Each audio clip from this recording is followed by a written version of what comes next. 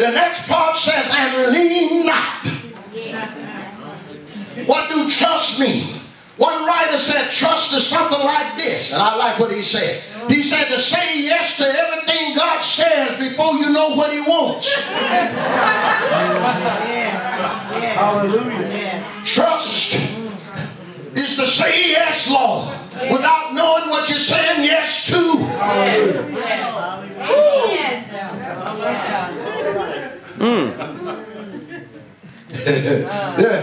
That's why so many people say, Lord, I go all the way. They all excited.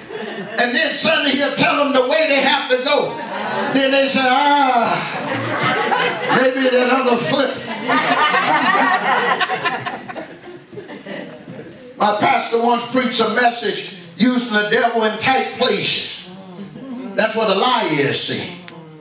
Since he's a father of lies, when the tight places get tight, we use the devil in tight places. We start lying when the heat is on. Otherwise, I'm going to go back to that other foot.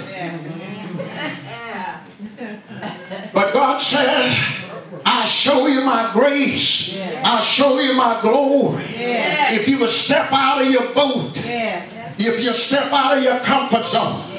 Now notice this. Why am I saying this? Because it's very important. Paul was talking as we look. Let's turn to Psalm 78. Let's hurry. Psalm 78. He said, now, as we go to Psalm 78, just put your finger there. Psalm 78, put your finger there. Y'all with me? Yes. The reason I want your finger there because I want to finish Proverbs. I don't want you looking at it. I want you to listen to me. Proverbs 3, he says, trust in the Lord with all thy heart. Look at somebody say, that means give him the other foot. That means give him the other foot. And then he says, lean not to your own understanding. Yes. Man's greatest challenge is his own intellect when it comes to trusting God. Because man is trying to reason. He's trying to rationalize. He's trying to understand what's going on before he do it. And God said, don't lean to your own understanding. Number one, my thoughts are not your thoughts. My ways are not your ways.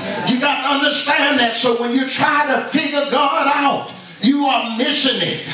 Because you'll never try to figure him out with your intellect, because your understanding has already been darkened by the power of darkness before you got here. So you got to understand, when you start trusting God, you cannot try to figure God out.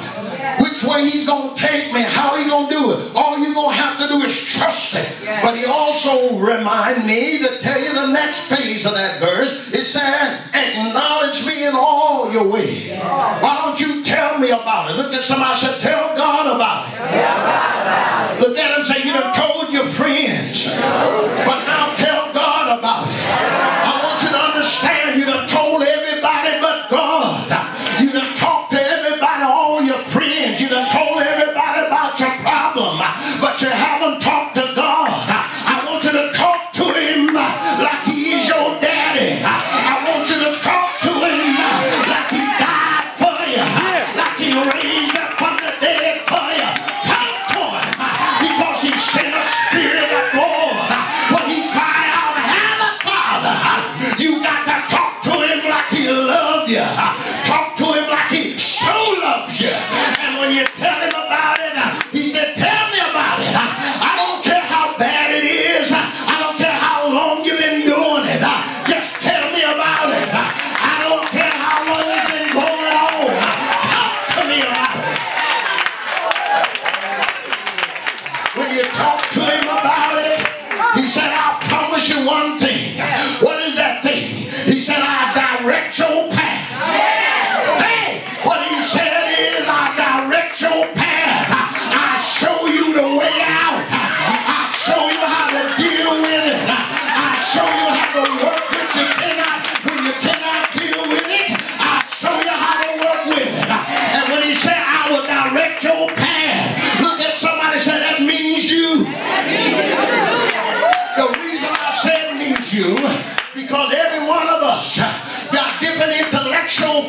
intelligences, different intellectual strengths and skills and levels. That means that whatever God show you, he got to show it to me at the level of my understanding. I might not be able to count to 10.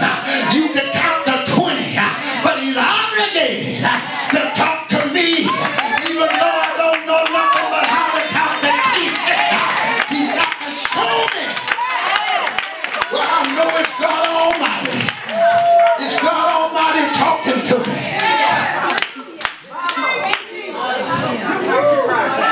You see, when he said, what's standing between me and you is your intellect. What's standing between me and you is you trying to figure it out. Listen to me. I've already figured it out. All I need you to do is lean on me. I need you to trust me. Give me that other foot. And I'll show you the way out. Look at somebody and say, do you really want out? God's got the answer.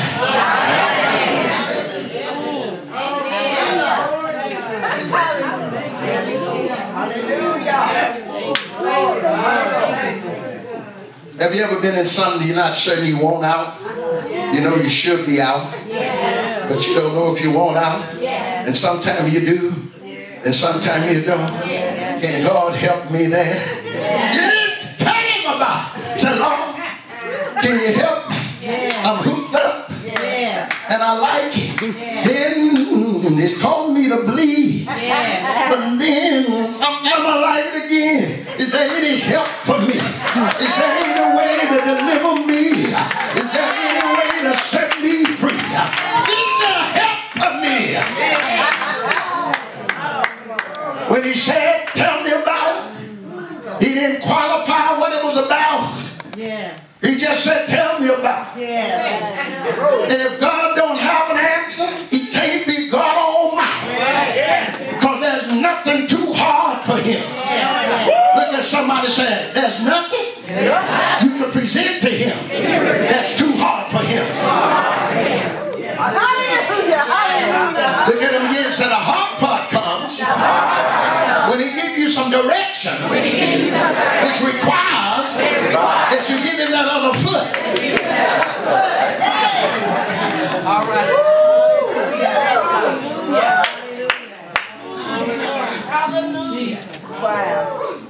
Let's close out here. Thank you. Hallelujah. Y'all with me? Hallelujah. Write down St. John 20. We won't go there. Let's close out with this faith thing. St. John 20. Thank you. I'm talking about faith because we gave you the definition of faith. No. Oh, Lord.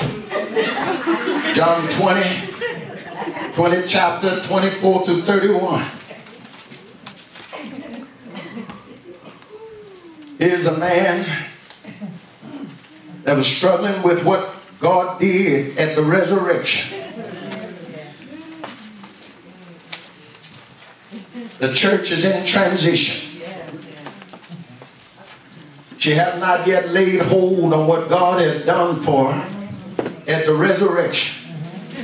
And the reason why she haven't laid hold on it, because she's still in the sense realm.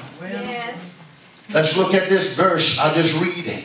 Verse 24 said, but Thomas, one of the 12, called Didymus, was not with them when Jesus came. That's the resurrected Christ.